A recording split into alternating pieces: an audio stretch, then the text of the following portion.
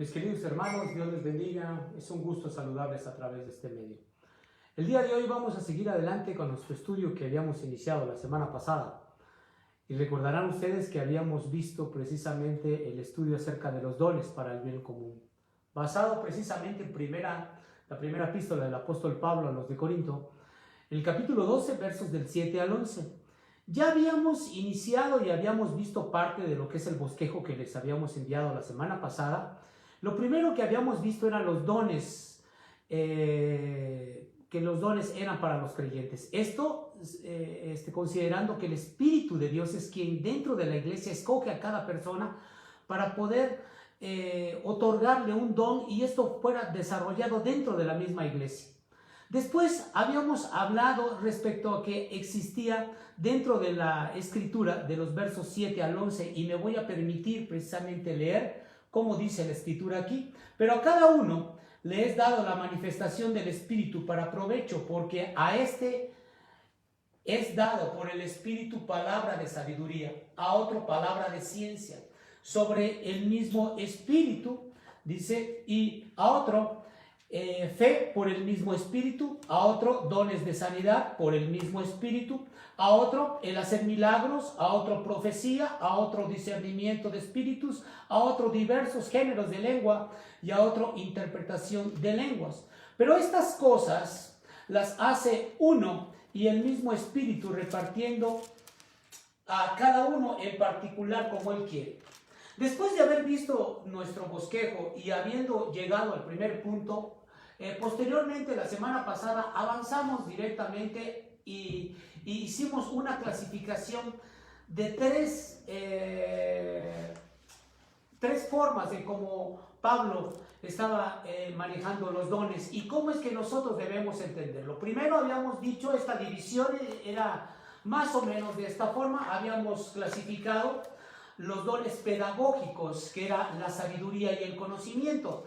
¿Cuáles son estos dones pedagógicos? Bueno, los dones pedagógicos son aquellos que enseñan de una forma didáctica a aquellas personas que tienen el don de poder enseñar a través de su conocimiento y que tienen la sabiduría inclusive para instruir, para aconsejar a muchas personas cuando tienen alguna adversidad, algún problema directamente en sus vidas. Estos hermanos, aquellos que Dios escoge para tener este tipo de dones, bueno, son dones pedagógicos. ¿Cuáles? El de sabiduría y el de conocimiento.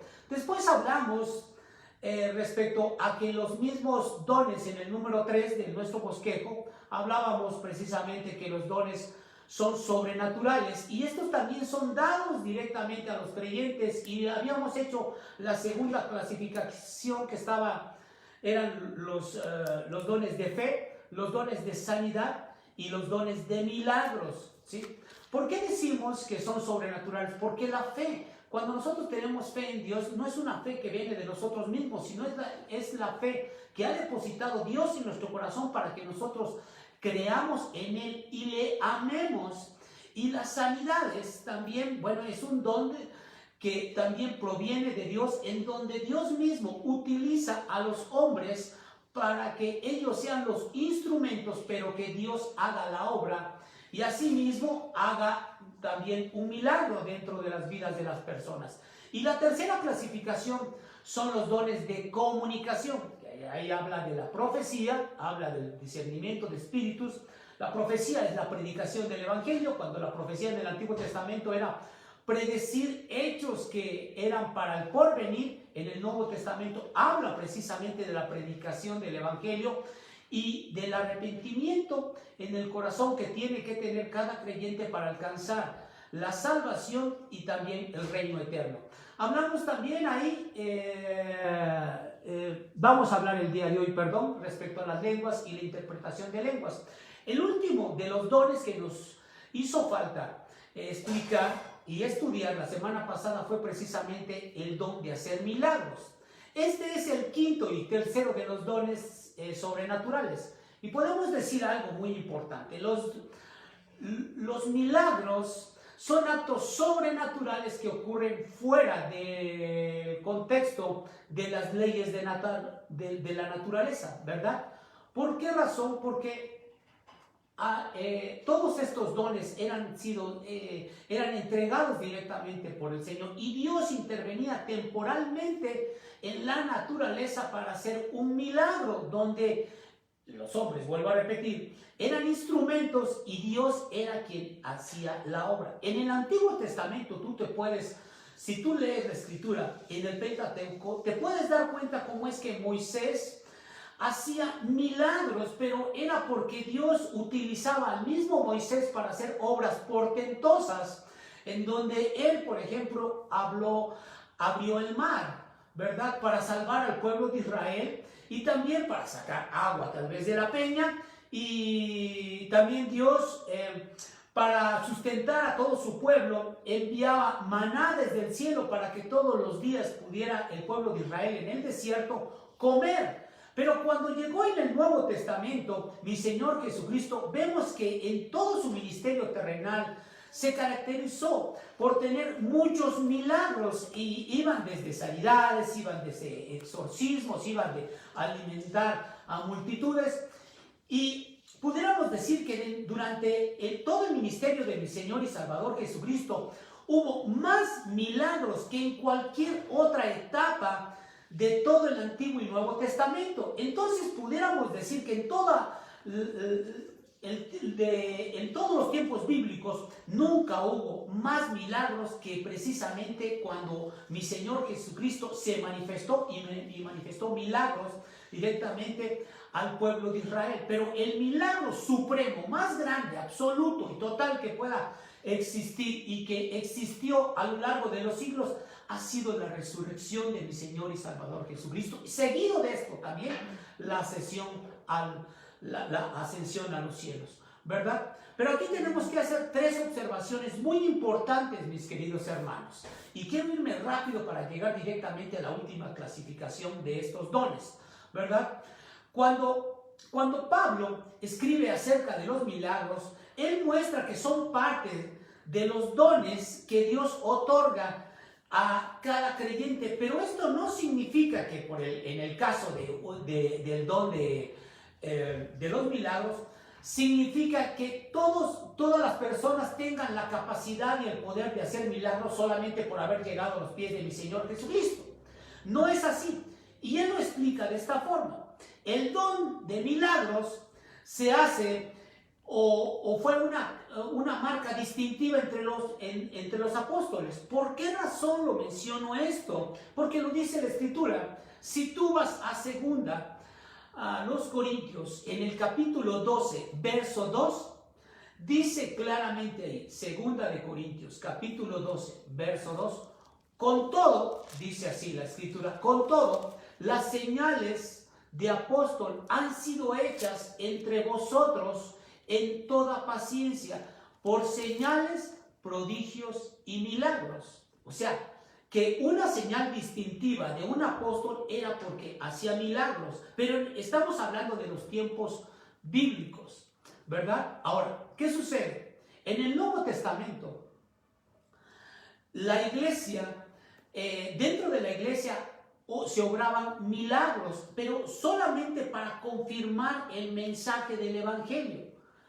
Si tú vas a Hechos, al libro de los Hechos, recuerda que el libro de los Hechos está después de los 4 evangelios, Mateo, Marcos, Lucas y Juan, ¿sí? En el libro de los Hechos, en el capítulo 8, en los versos 6 y 7, refiere a algo importante cuando precisamente Felipe está hablando del Evangelio y está obrando. Fíjate bien cómo menciona la Escritura. Y la gente, Hechos 8, versos 6 y 7, y la gente unánime, o sea, en un mismo sentir, escuchaba atentamente las cosas que decía Felipe, oyendo y viendo las señales que hacía, porque de muchos que tenían espíritus inmundos salían estos dando grandes voces, y muchos paralíticos y cojos eran sanados. ¿Lo ves? ¿Cómo es que en ese momento, en ese entonces, habían milagros donde Dios utilizaba a las personas? Y en este caso Felipe era un diácono, ¿sí? En donde él prácticamente, a su vez de que él podía estar directamente ligado a través de la comunión con mi Señor Jesucristo. Dios le había otorgado la bendición de tener el don de sanidad, ¿sí? Y una tercera característica podemos considerar aquí también, de que a partir de que acabó el tiempo apostólico dentro de la iglesia, se pudiera decir que acabaron una etapa de milagros, o esos milagros llegaron a su fin. No estamos diciendo que no pudieran haber milagros en esta época. Lo que estamos tratando de decir es de que Dios utiliza a cualquier persona para hacer milagros en el momento que Él quiera, porque Dios es soberano. Y entonces pudiéramos considerar que el don de los milagros o de hacer milagros, solamente Dios es quien lo otorga, y nadie se podría jactar o decir en alguna iglesia: en este fin de semana vengan todos porque van a haber milagros. Aquí estamos poniendo o anteponiendo la posición de las personas que van a estar orando y clamando a Dios y que van a haber milagros, y lo están declarando, cuando la última palabra en esto la tiene directamente nuestro Dios y nuestro Señor Jesucristo. Esto significa que nadie puede jactarse de decir: hoy voy a hacer un milagro, puesto que Dios es soberano y no está Dios dispuesto a nuestro capricho de hacer las cosas como nosotros quisiéramos hacer. Por ello es que no siempre pudieran haber milagros. Tú puedes clamar porque se haga el milagro de la sanidad en un familiar, pero si no se da, no significa que porque tú hiciste una oración será suficiente para alcanzar un milagro. Solamente esto proviene de Dios, y Dios mismo utiliza a las personas para que se hagan milagros. Por ello es que nadie se puede jactar de hacer milagros por sí mismo, sino que los milagros vienen del mismo Dios. Amén. Ok, ahora, nuestro cuarto punto respecto a los dones es la última clasificación, que son precisamente los dones verbales en los creyentes. ¿Cuáles son estos dones verbales? Bueno, aquí mismo ya lo leímos, el mismo verso número 10, dice, después de el hacer milagros, dice: otro de profecía, otro de discernimiento de espíritus, a otro diversos géneros de lenguas, y a otro interpretación de lenguas. Cuando hablamos de profecía, esto significa que la profecía ocupa el primer lugar en estos dones verbales. Pero si bien estamos hablando en el Nuevo Testamento, la profecía o la predicación del Evangelio en la iglesia cristiana era muy importante, y era especialmente importante en la iglesia de Corinto. ¿Por qué? Si tú vas al capítulo anterior, en el capítulo 11, versos 4 y 5, ahí en el capítulo 11 de esta misma epístola a los de Corinto, en el capítulo 11, versos 4 y 5, dice así: y Pablo declaró, ¿sí?, que un hombre, él está declarando que un hombre que ora, profetiza, y que profetiza, no debería hacerlo con la cabeza descubierta. También dice ahí, en cambio, la mujer debe cubrirse la cabeza cuando ora y profetiza en el culto público, ¿sí? No precisamente estamos hablando que una mujer deba de predicar para los varones.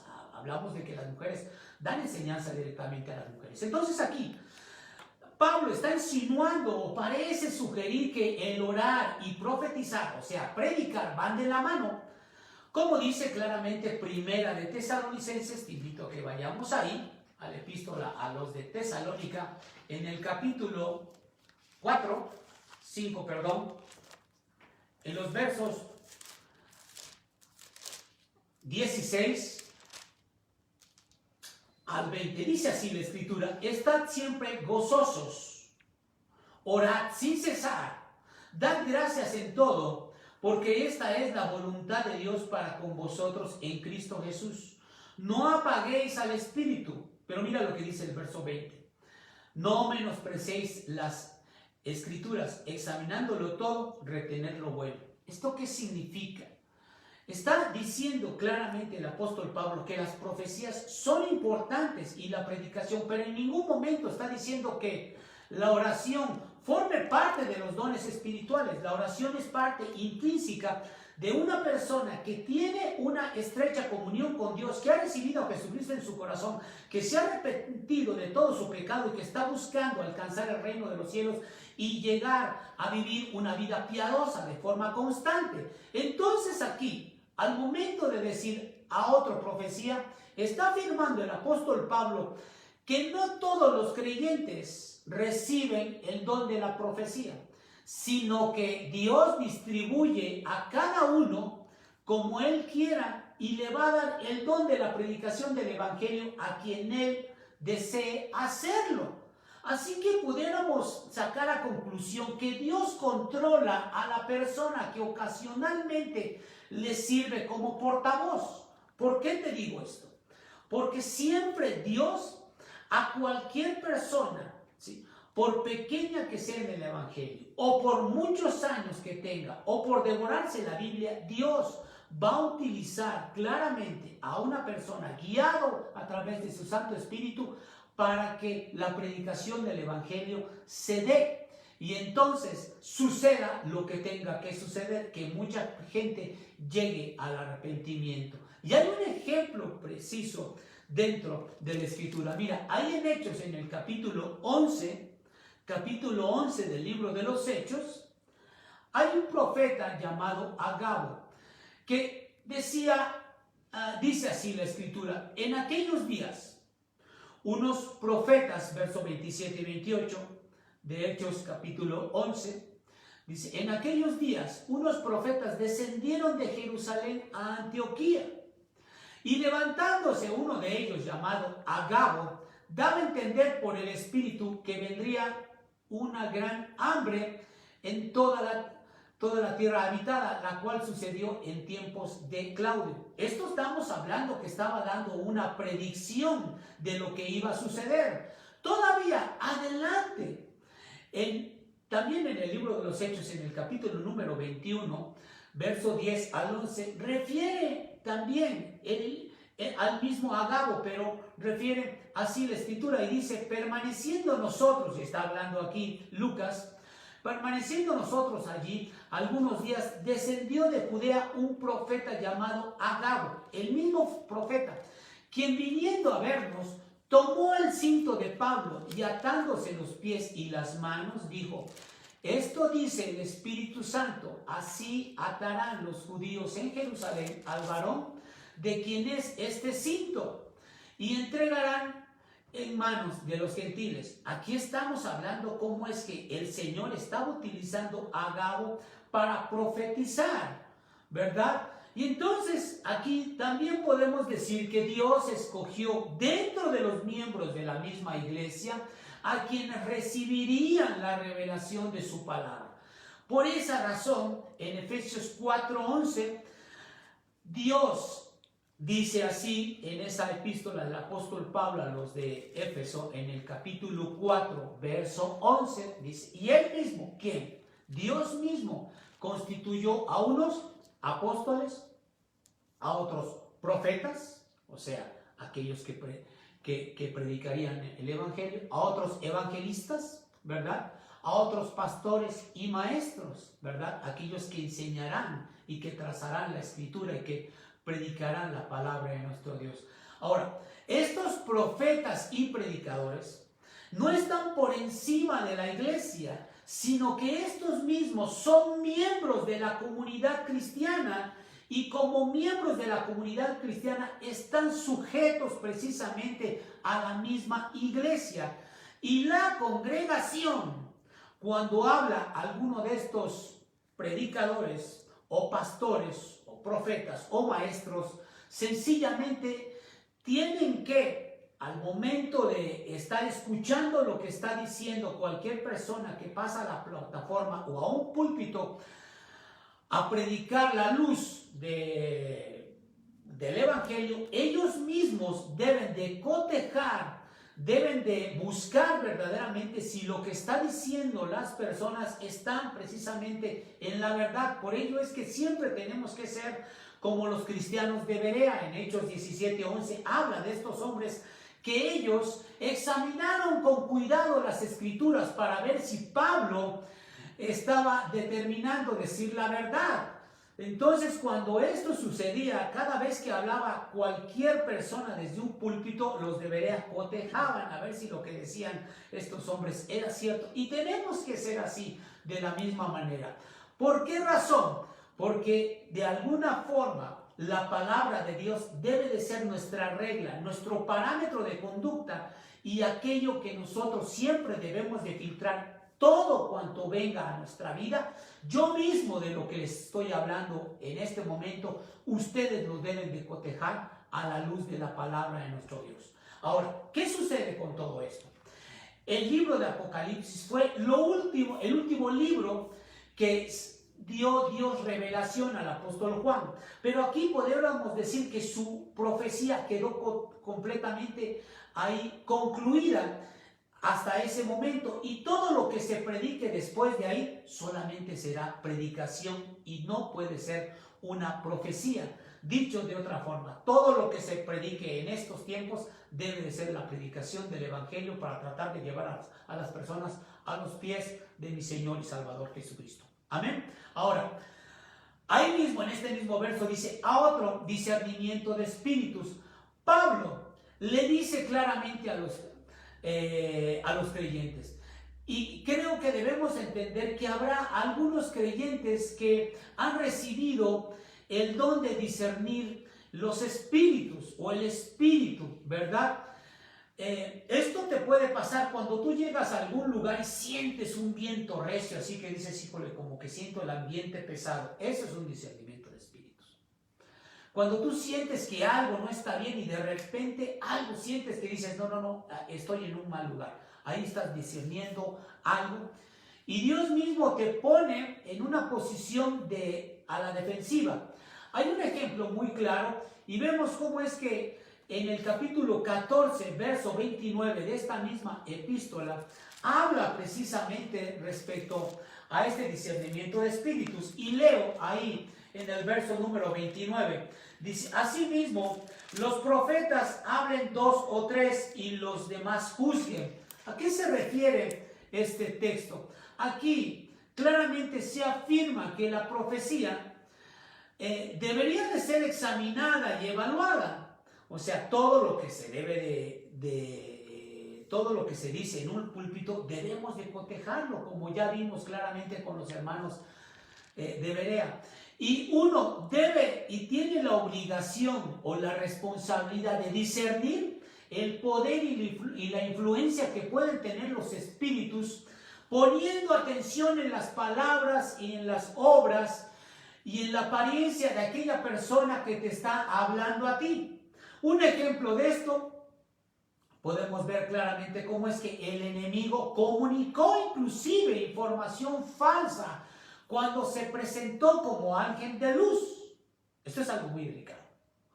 ¿Por qué te digo esto? En 2 de Corintios, capítulo 11, 2 Corintios, capítulo 11, verso 4, menciona y dice la escritura así, y el apóstol Pablo le está advirtiendo a los de Corinto que tuvieran cuidado en esto, que no se maravillaban. Y dice así, y no es maravilla, porque el mismo Satanás se disfraza como ángel de luz. ¿Lo ves? Satanás inclusive engañó a la misma Eva con un mensaje distinto al que Dios le había entregado a su esposo desde el principio. ¿Cuál fue ese mensaje? Le dijo sencillamente, toma de ese fruto. Dice, es que Dios nos dijo. ¿Qué te dijo? No te preocupes. Engaña. Aquí hay un mensaje tergiversado. Aquí hay un mensaje engañoso.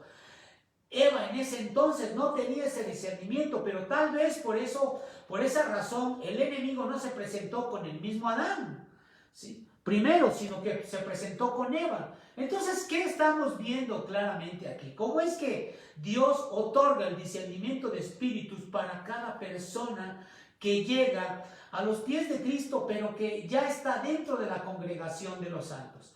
Jesús mismo tenía ese discernimiento de espíritus. ¿Cuándo fue esto? Cuando él discierne que Satanás había estado o había utilizado al mismo apóstol Pedro y le incita a Pedro a decir, oye, no tienes que pasar y no tienes que llegar a la muerte a través de la cruz. No te preocupes, Señor, tú puedes decir que no y punto. Cuando ya Jesús había tomado una decisión de ir a la cruz para morir por nosotros y salvarnos. Imagínense ustedes si él hubiera sido engañado. ¿Qué sucede? No existiera la salvación para todos nosotros, ¿verdad? Pero gracias a Dios, que a través de su gracia, de su amor sublime, de ese evento majestuoso, en donde Dios entrega a su Hijo amado Jesucristo y que Jesús fue por obediencia directamente a esa cruz, nosotros hemos alcanzado la salvación. Pero ¿qué sucedió? Hubo un discernimiento directamente de Jesús de saber qué es lo que le estaba ofreciendo el mismo Satanás. Ahora, también Satanás y sus huestes espirituales son capaces de hacer milagros y engañar a la gente. Sí, toda clase de milagros y señales puede hacer Satanás, inclusive puede hacer actos prodigiosos. Por ello es que existen muchas personas que aunque no conocen de Dios y se escudan detrás de Dios, puedan hacer hechos portentosos. Y dices, caray, esto viene de Dios. No es cierto, porque Dios no actúa así. Dios va a actuar en un milagro primeramente para traer a los pies de Cristo a la persona, para mostrar que no puede depender de nadie más que de Él, y que si busca una esperanza de vida es en Dios mismo.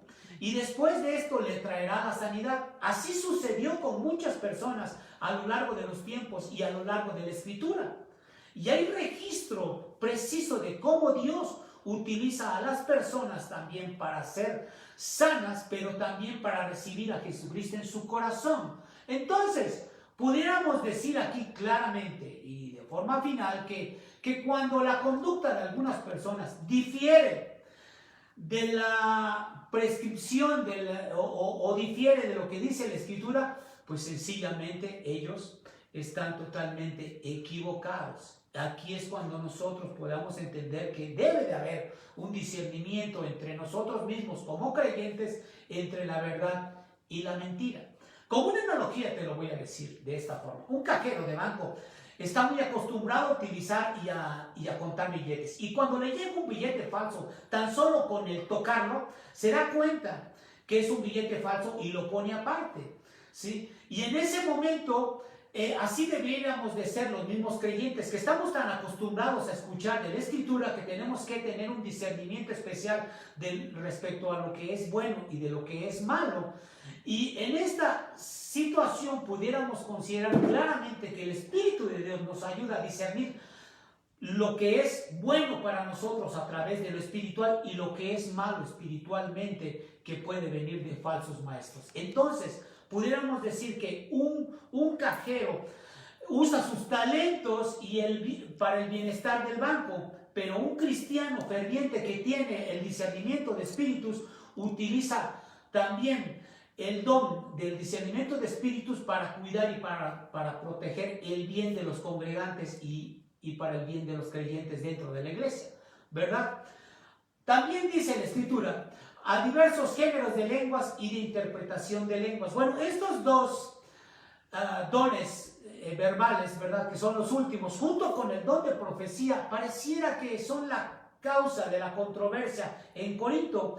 ¿Por qué? Porque en Corinto llegaban muchas personas de muchos lugares de forma como empresarios para tener comercio. Entonces se necesitaba que muchos fueran políglotas. Entonces se puede decir que en esta sección Pablo está hablando de dos cosas totalmente diferentes. Cuando mencionamos esto, se puede decir que la palabra lengua, al momento de decir a otros diversos géneros de lengua, significa y puede apuntar primeramente a un idioma conocido, como el caso de Hechos 2, versos 6 y 8, en donde claramente menciona la Escritura, y te invito a ir por allá. Dice Hechos 2, versos 6, dice así, y precisamente en el momento en cuando llega el tiempo de Pentecostés, Y dice, y hecho este estruendo, se juntó la multitud y estaban confusos porque cada uno les oía hablar en su propia lengua. Y estaban atónitos y maravillados diciendo, miráis, ¿no son galileos todos estos que hablan? O sea, como decir, estos son hebreos. ¿Y cómo es posible que de todas las partes del mundo que hemos llegado a Jerusalén, resulta que todos ellos pueden hablar nuestra propia lengua? Y dice el verso 8, dice, ¿cómo pues les oímos nosotros hablar a cada uno en nuestra lengua en la que hemos nacido? Si bien pudiéramos decir que ellos venían a Jerusalén para adorar a Dios, pero como judíos habían nacido de forma distante y traían otra lengua. Y entonces era una lengua conocida con la que hablaban precisamente los apóstoles en ese momento. Pero también pudiéramos considerar que pudiera ser una lengua desconocida, como dice claramente 1 Corintios en el capítulo 14, verso 2, ¿verdad? En donde hay la confusión. Y dice ahí, porque el que habla en lenguas no habla a los hombres, sino a Dios, pues nadie le entiende, aunque por el Espíritu habla misterio. Ve cómo dice, y dice el verso 3 y 4, pero el que profetiza habla a los hombres para edificación. O sea, está diciendo aquí claramente, el que predica el evangelio edifica al corazón de los que oyen. El que habla en lenguas se edifica a sí mismo y debe en su momento callar, como dice un poco más adelante en la escritura, en el verso número 28 y 29, dice ahí, dice, asimismo los profetas hablen 2 o 3 y los demás juzguen. Esto significa que las lenguas, cuando se manifestaron en ese entonces, se manifestaron para una adoración directamente a Dios, pero era un don del todo transitorio. Eso no significa, como hoy se maneja en algunos lugares, que dicen, es que si no tienes el don de lenguas, no tienes al Espíritu de Dios dentro de ti. O sea que te obligan a hablar en lenguas, te obligan a hablar en una lengua extraña cuando prácticamente tú tal vez no tengas ese don. Y tú te vas a sentir confundido porque no hablas de esa forma. Y dice ahí el verso número 4, el que habla en lengua extraña, a sí mismo se edifica. Estoy en 1 Corintios capítulo 14, verso 4. El que habla en lengua extraña, a sí mismo se edifica, pero el que profetiza, edifica a la iglesia. ¿Qué está hablando el apóstol Pablo? Está diciendo, si tú tienes el don de lenguas, qué bueno, que te edifique. Y si esto te ayuda para alabar y glorificar a Dios, qué bueno, porque tú eres edificado. Pero si el que profetiza, o sea, el que predica, ese edifica a la iglesia. ¿Por qué razón? Porque sería necesario en todo caso que hubieran intérpretes para la escritura cuando uno hablara en una lengua extraña o en una lengua desconocida. Entonces, aquí podemos ver claramente cómo es que algunos en la congregación de Corinto utilizaban un lenguaje especial para adorar a Dios. Y bueno, eso también pudiéramos decir que esto podría suceder en cualquiera. Pero si tú hablas en lenguas, bueno, no edificas a la iglesia. Sencillamente, ¿por qué? Porque como dice el verso 23 de esta misma epístola, en el capítulo 14, verso 23, si pues toda la iglesia se reúne en un solo lugar y todos hablan en lenguas y entran indoctos, incrédulas, ¿no dirán que estáis locos? ¿Lo ves? Esto significa que si alguno tiene el don de lenguas, debe edificarse a sí mismo y no hablarlo directamente a la congregación porque nadie sabrá qué es lo que dice. Entonces, pudiéramos sacar a conclusión que el Espíritu Santo es el que le da la interpretación. Cuando uno habla una lengua, la habilidad de entenderla a alguna persona y darle un significado y sentido de lo que dice. Pero si no tiene un intérprete, mejor ni decir nada, ¿verdad? El verso 11 dice, pero todas estas cosas las hace uno y el mismo Espíritu repartiendo a cada uno en particular como Él quiere. El apóstol Pablo del verso 1 al verso 11 muestra claramente que la obra completa es del Espíritu Santo. Y en este capítulo número 12, mis hermanos, afirma que una confesión genuina, auténtica del señorío de mi Señor Jesucristo solo puede venir a través de tener el Espíritu de Dios dentro de nosotros, como dice claramente el verso 3. Y pudiéramos decir que aunque todas las personas de la Trinidad, pero Padre, Hijo y Espíritu Santo tienen el don, ¿sí?, para otorgar los dones, quien se le atribuye el otorgar los dones, bueno, será el Espíritu de Dios mismo, ¿verdad? Y entonces que aquí pudiéramos poner a conclusión todo esto. Todos estos 9 dones que se han dado tienen el origen en el Espíritu Santo. Pero esto también implica que el Espíritu prohíbe a quien recibe este don que se jacte o pudiera utilizarlo para su propio beneficio o sentirse superior a los demás o quisiera buscar un reconocimiento. ¿Por qué razón? Porque Dios solamente utiliza a las personas para que ellos sean instrumento de parte del Señor y que Dios utilice a cada uno para otorgarle un don. Ahora, quiero decirte que Dios, sin excepción, va a otorgarle a cada persona que ha recibido a Jesucristo en su corazón un don en especial. ¿Cuál? El que Él quiere. Y nadie es excluido de esto, ¿verdad? ¿Por qué? Porque Dios siempre va a utilizar como instrumentos para su gloria a todas las personas que lleguen a sus pies. Entonces podemos sacar a conclusión que Dios mismo va a utilizar las habilidades, los talentos de cada persona dentro de la iglesia para desarrollar sus habilidades y hacerlos diestros en la actividad que Él ha escogido para que lleven a cabo directamente su ministerio y lo desarrollen para la edificación de la iglesia. Esto debes de considerarlo tú, porque creo yo que si tú asistes a una iglesia, debes de pensar y considerar y siempre preguntarte, ¿para qué me ha traído Dios a su iglesia? ¿Cuáles son mis talentos? ¿Cómo yo los puedo utilizar para la edificación de los santos?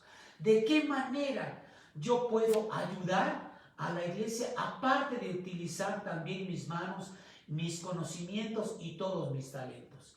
Tú tienes ahí una buena dotación de oración para tú pedirle al Señor que te muestre qué debes de hacer y cómo te debe de utilizar.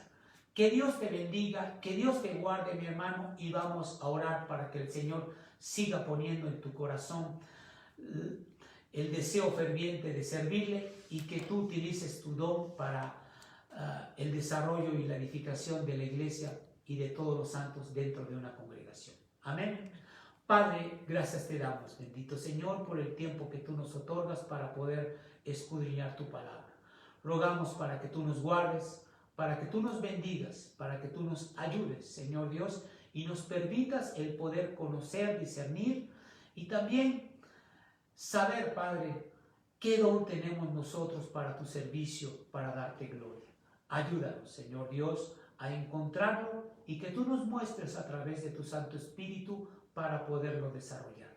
Lo pedimos y lo ponemos en tus manos, en el nombre de Jesús, a quien sea toda la gloria por todos los siglos. Amén. Dios te bendiga, mi querido hermano y hermana.